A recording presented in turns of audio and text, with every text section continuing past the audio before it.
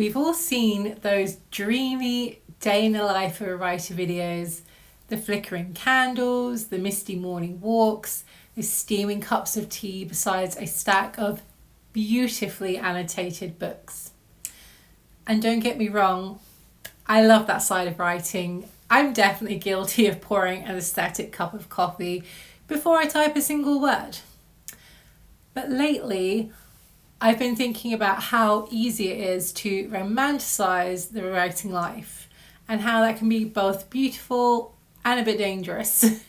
So today I want to talk about what it really means to romanticize the author life and how we can embrace that cozy, magical side of creativity without losing touch with the messy, real world parts that make us actual authors.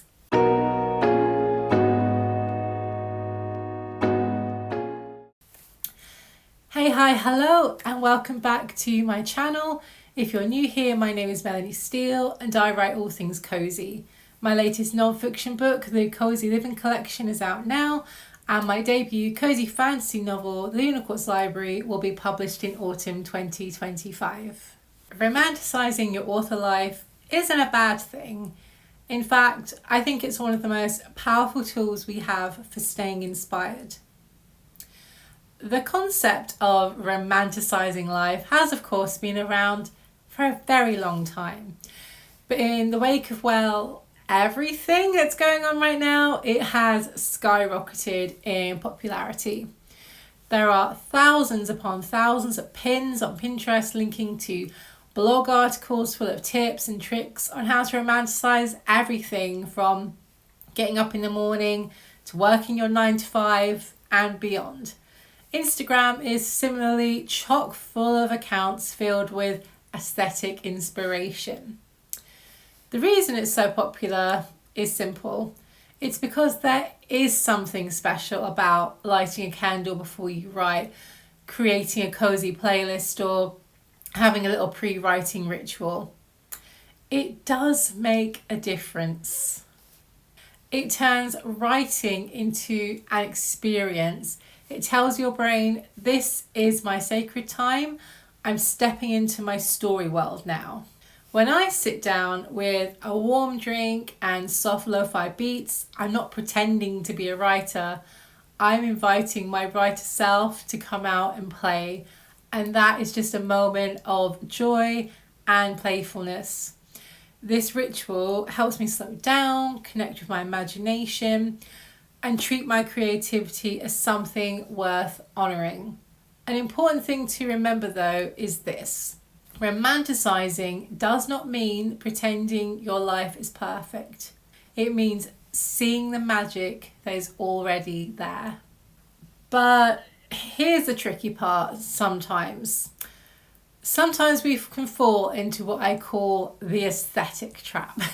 You know, the one where you spend 20 minutes setting up your desk just right, arranging your pens, adjusting the lighting, making sure your tea looks cute in your mug, and suddenly an hour's gone by and you haven't actually written anything. Or worse, you start scrolling through those Instagram accounts I was just talking about and you get sucked into it all. The perfect writing nooks, the color-coded notebooks, the productive writing day mini vlogs, and you start to think, I'm not doing it right. We know that Instagram is very much a highlights reel and not everything is perfect as it looks. But in those moments, we forget that. We are so drawn in by that aesthetic, it just becomes impossible to step back and see it objectively. The truth is, most real writing days don't look Instagram worthy. If you follow my vlogs here on YouTube, you'll see that I keep it very real. Some days my desk is a disaster. My coffee goes cold halfway through a writing sprint. I spend an hour rewriting one sentence, but that's still writing, and that is the real work. Romanticizing is supposed to make the process feel more joyful, not become another reason to feel like you're failing at something. It's not another thing to put on your to-do list. It's not something you have to achieve. You don't need an aesthetic to be an author. You just need to show up. Messy hair, mismatched socks, and all. One of the biggest lessons I've learned as an author is that creative life has its seasons. Some days it's golden, everything flows, and your words feel like magic. And some days it's grey. The story feels heavy, you're tired, and all you can manage is maybe a single paragraph. Let's not forget either that writing does not exist in a bubble. It is affected by everything else going on in your life. Even I, as a full-time author, do not spend my entire day writing. I have other responsibilities to tend to, and also my house will not clean itself.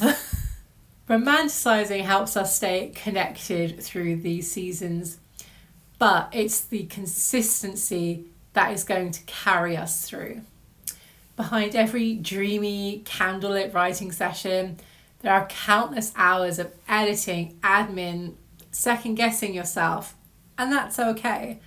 That's what real authorship looks like. I like to think of it as tending a garden.